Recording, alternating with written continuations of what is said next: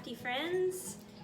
Stacy here as always, and I'm going to be doing a number of acrylic pour paint videos or acrylic fluid art, some of them are not pours, on two canvases that I have. Both my canvases are long like this. I've taped off the bottom because I'm going to do 3 different kinds of pours on each one, and I'm going to do 3 videos with 2 pours each, so this will be a series type of thing. I am doing these to kind of match my living room, which has a very colorful rug in it, and I have picked out colors from the craft store that match the colors in the rug. Now the only color that's not in the rug is like a purple. There's even some hot pink in the rug, but I've got plenty of different colors, and I plan on doing a couple of different colors for each part of the canvas, so that way every part of the canvas doesn't have to have every color that I picked out for the painting. Now I've only done the mixing video once, and so that will be referenced up in the top corner whenever the mixing ratios come up, so you can watch how I mix the paints without having to watch it on every single video. So this is part, whatever it says down there, of the 3-part series, and we will see what they look like when they're all said and done.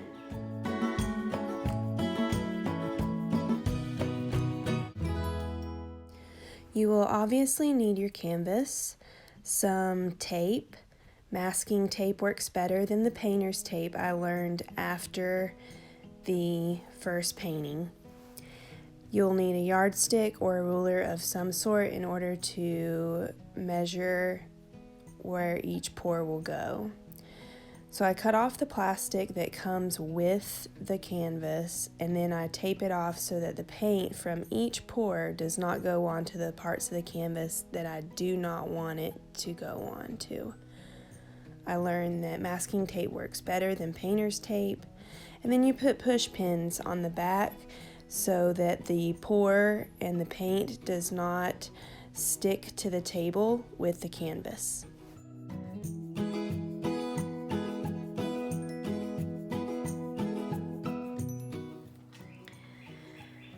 So to make your colors, you will need the colors that you're wanting to use. These are the colors that I'm using today because of the rug that's in my living room has these colors in it.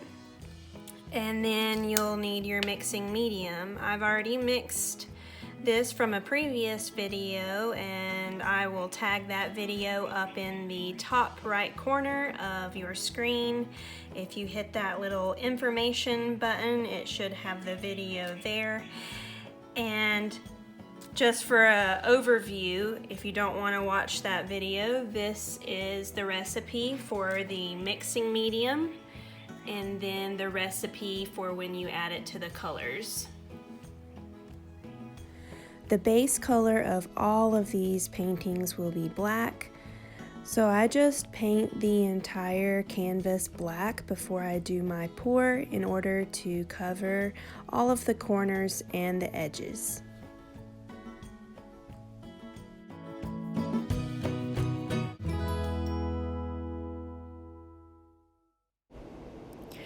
You will find a short mixing medium video in the top corner. And for this one, I plan on doing half and half. I will do half cool colors that you see me mixing now, along with pink, and then I will do half of the canvas in warm colors, along also with the pink color. I'll do a small bit of pink on both sides of the canvas for the cool and the warm. I have my painted black canvas here, and I'm just going to Dutch pour the colors with a line in the center to separate them. Now I take the cardboard that came from the packaging of the canvas, and I use that folded edge of the cardboard to lightly drag the colors outwards from that line in the center. I also added silicone to these colors so it would create those small cells that you see. For this one, I really do like the contrast between the cool side and the warm side of the canvas. And I didn't do the line completely straight down the middle just because it would give it a little more variety if I did it off center.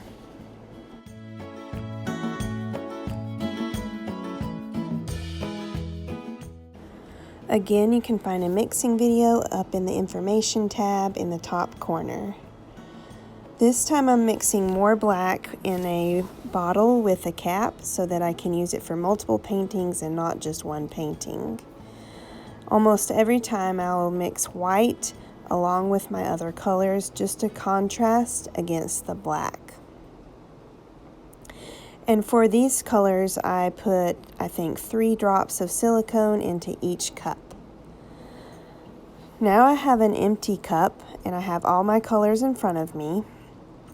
I'm going to start putting colors into the cup separately so that I can do my dirty pour and then all of them will be there together. I try to mix the colors with like colors beside each other, so that's why I'm putting the orange beside the red as well as the yellow beside the orange. And every now and then I'll put in some black and white just to separate and also, like I said, make some contrast between the colors. If you put colors together that are opposite on the color wheel, then you will end up with some very interesting colors on your pour that might resemble more of a brown. And I just fill up the cup as close as I can to the top because I don't want there to be any space for the paint to move around a lot whenever I do the dirty pour. You'll see what I mean coming up whenever I show what I do with the cup afterwards, because we will end up flipping that cup upside down and letting it sit on the canvas for just a second before we lift it. And so you don't want that space there so the colors don't mix together whenever you flip it upside down. I'm going to set the cup upright in the center of my work area. This time I only painted the edges of the canvas black because the pour is going to cover the entire front of the canvas. I set the canvas on top of the cup, and I'm kind of trying right now to determine where the center of that section of the canvas is, so I'm trying to put my cup on the center. And I place my hand on the top of the cup with the canvas, and I flip the entire thing over. We're just going to allow the cup to sit there just for a couple of seconds. And this right here is why you didn't want that space at the top of the cup, because if you didn't fill the cup all the way, then whenever you flip it over on top of the canvas, all those paints are going to sling down to the bottom and mix together more than what you would want. Now we're going to take the cup off, and this is why it's called a dirty pour.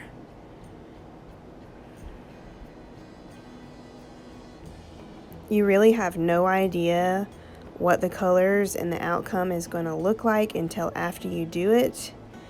So there's no point in trying to really determine, because the beauty of this is that It's abstract art, and it's a result that was not predictable. What I'm doing now is just getting the paint off the edge of the cup onto the canvas, just to be a little bit cleaner because it's about to get really messy. I start moving the paint around the canvas, and the cells will grow along with this process also, and the cells come from that silicone drops that I had put in the colors. Now the black does not have the silicone drops in it, but we didn't use very much black this time around. So I'm just kind of stretching it out to the corners, making sure that all the canvas is covered. And you can kind of make the colors that you like the best stretch out and cover a lot of the canvas. Like, I'm not a huge fan of the orange, but it's kind of going away with how I'm stretching it. I'm creating more of the teal and the blue and the yellow center with my method of moving it around on the canvas. This, I have to say, was my favorite pour. First of all, it was the most fun because I didn't really have any control. And second of all, the mixture of the colors was really, really pretty once I got done. Like, there's a nice little peachy pink color in there that ended up getting in there, and I really liked that. And it's just a really cool look.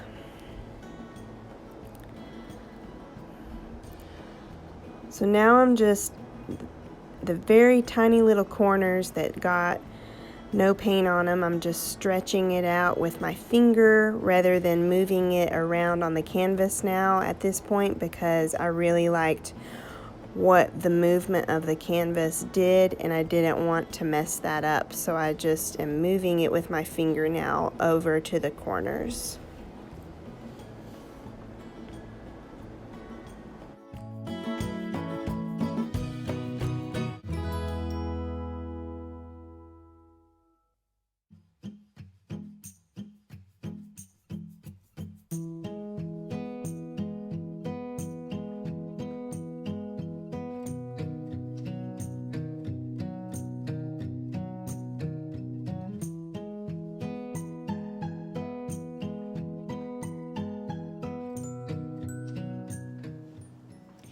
As you can see throughout those videos, I actually used masking tape instead of the painter's tape to block off sections of the canvas so that the paint would not go onto those sections. This worked a lot better than painter's tape. Actually, I found that painter's tape is pretty horrible for paint. So masking tape instead of painter's tape. A few of those you might have seen me use a silicone oil. A couple of drops of the silicone is what gives you those cells that look like, well, scientific cells. They look like cells. To give you more of the blending, more of the splotchiness look to it. Some of them I did not use the silicone on. So just note whenever I'm mixing the colors, if I hold out the silicone, then you know that that painting has the silicone in it. Thank you so much for watching. Make sure to watch the other 2 parts of this 3-part series, and those will be linked below if they are already been posted to YouTube. Otherwise, it will probably be posted within the next couple of weeks. So just keep an eye out for that, and I will see you next time. Be sure to go follow Stacy Noel CP on Instagram in order to see pictures of the final product. Thanks. Bye.